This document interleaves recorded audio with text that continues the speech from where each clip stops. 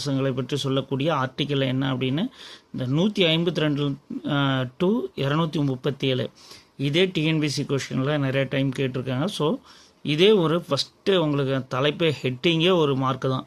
So அதே ஒரு question பார்த்து தான் சொல்லுவாங்க. மாநில அரசு வந்து ஒரு 6 பிரிவுகளாக பிரிக்கிறாங்க. சாப்டர் 1 வந்து பொது 152, சாப்டர் 2 வந்து மாநில செயலாட்சி குழு, சாப்டர் 3 மாநில சட்டமன்றம், சாப்டர் 4 ஆளுநர் சட்டமன்ற அதிகாரங்கள். ஸோ சாப்டர் 5 உயர்நீதிமன்றம், இதுவும் அதிகமாக கேட்டிருக்காங்க. உயர்நீதிமன்றத்தை பற்றி எதுலேருந்து எது வரைக்கும் உயர்நீதிமன்றம் சம்மந்தப்பட்ட ஆர்டிக்கல் அப்படின்னு சொல்லி கேட்டிருக்காங்க.